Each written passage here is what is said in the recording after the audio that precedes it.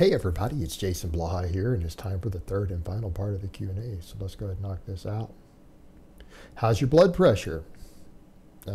Fantastic. Actually, I checked it the other day when I was at the grocery store. I went up to one of those machines and stuck my arm in, checked it out. It was perfectly normal. But that really shouldn't be a surprise, should it? I mean, when you think about it, I'm not doing cardio now, but I did a ton of cardio in the last couple years. Let's see, I've dropped 40 pounds of body weight. I'm in the very much the healthy body fat range for any age group based on my DEXA scans.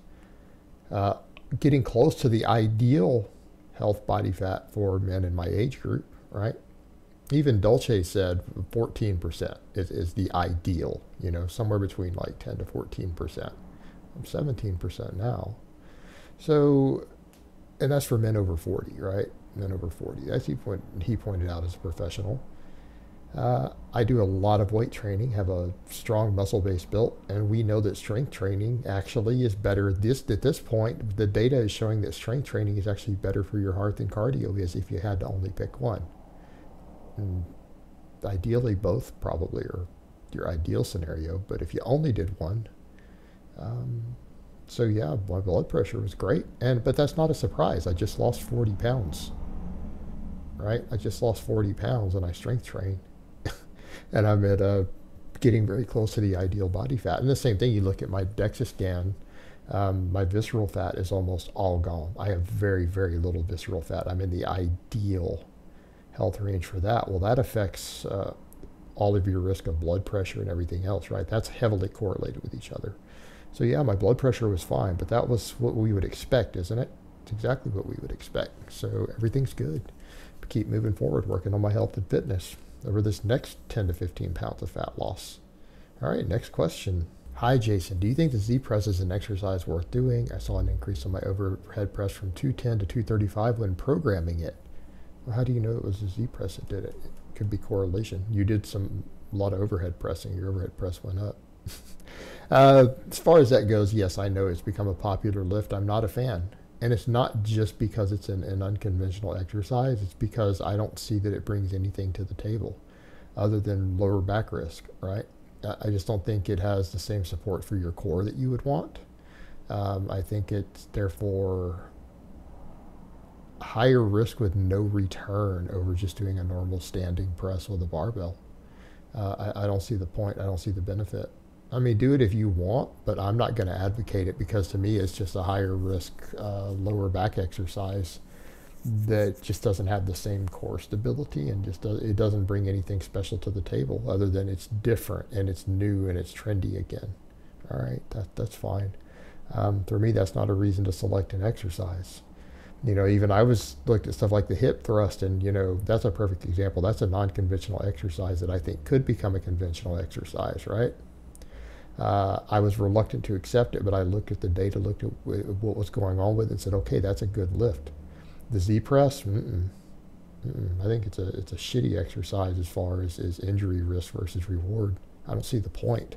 And like I said, it doesn't bring anything to the table you don't get with other forms of overhead pressing as far as benefits.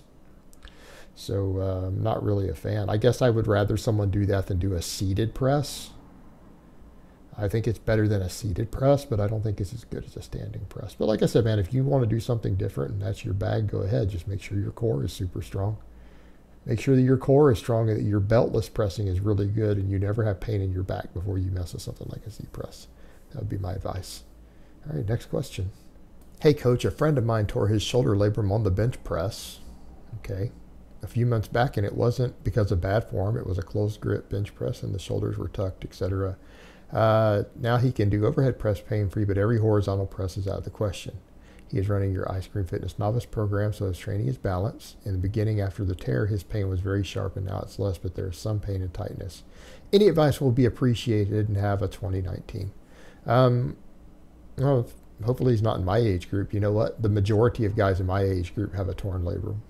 Even those who don't lift, it's normal. Normal wear and tear, it happens. You'll get your shoulders MRI. I think most of you guys would be shocked. He didn't tear his labrum doing the bench press, the closed grip bench press with tucked elbows. Let me state that again. He did not tear his labrum doing that. His labrum was probably torn for 6 months or 5 years or 10 years before he did that bench press. And the stress from the bench press made him notice it finally and feel it. It finally caused the tear to become symptomatic. And it was asymptomatic before that. That exercise is not going to do that. That's not going to do that. But it can bring it out and make you notice it, which is also why every time he does anything in that direction, he also feels the pain. Because he was doing a shoulder-friendly variation. Here's what I'm going to advise. Go see a physical therapist who works maybe with lifters. Do the exercises you can. And since he's doing my ice cream fitness, he can't do the benching. He needs to replace it with overhead pressing then. That's what I would advise. Go ahead and run my program as it's laid out. But I'd be careful. He's not a healthy person if he's got a shoulder injury. It's for healthy people. Maybe run the cutting version and replace all the benching with overhead pressing. And I guess that's what he would probably need to do. That's what I'd recommend for advice. All right, next question. Good day, Jason.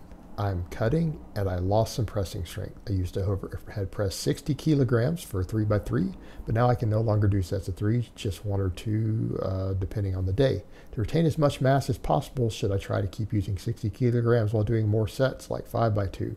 Also, if you lower the weight but do more sets / reps to keep roughly the same total workload, is it okay as well? Which option is better to keep your mass? Thanks a lot. Have a nice day. Here's what I'm going to say. I think that your pressing strength has dropped too low. No, I don't think 1 to 2 reps as a rep max for a 60 kilo overhead press is acceptable for a healthy young man. I think you need to quit cutting. You don't have enough of a strength base to justify a cut unless you need to cut for health reasons because you're fat. You need to get out of this mentality, and I know this is why I'm not a bodybuilder. Cutting is fine. If you want to cut down to 10 to 12% body fat later on, I don't have a problem with anyone doing that, and I want people to keep that in mind. It's this focus on being ripped before you have put in the time and built a base that is a big, giant ass waste of time. It's going to leave you tiny and weak for the rest of your life. You need to go ahead and rebuild your base up and then cut. And I understand if you're at an unhealthy body fat, if you're 20% or higher body fat, all right, fine, cut down and accept that you're going to lose a little strength probably, and you'll have to rebuild it. I don't think that you're strong enough, though, to justify this cut. I'm assuming you're a male.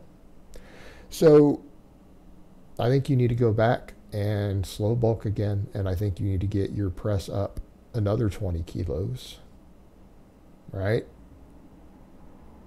I want to see a 90 kilo max press out of you before you even consider a cut.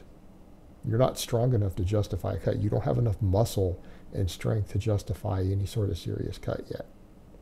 Even Arnold Schwarzenegger said you can't chisel the pebble. Build your base and then go back and cut later. Come on. All right, next question. Do you anticipate any problems deadlifting a day after doing volume squats, or will the deadlift volume be low enough to avoid performance issues? Thanks for all the content. Keep up the great work. No, I expect it to affect it. But here's the point that I would make. What if I want to go power lift or strength lift again later, right? I mean, it's reasonable to assume, guys, when I still call myself a power lifter, even though people are like, you haven't competed in a few years, that's true.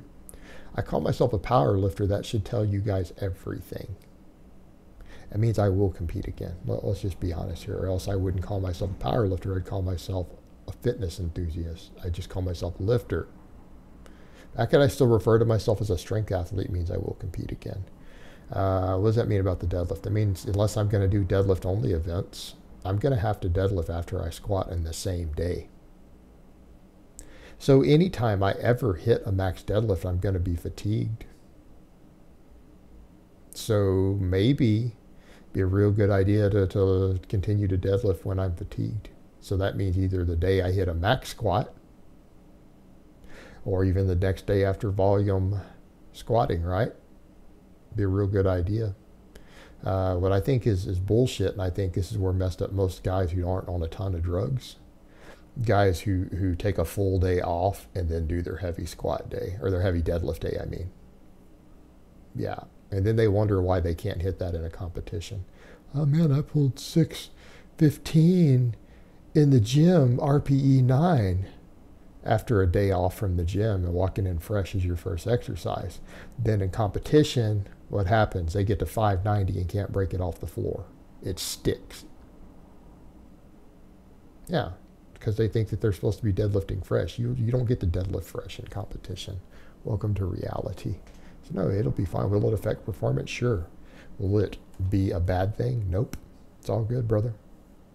All right, guys, but that's really all I have to say on that today. I hope it's been informative, and I will talk to you guys next time.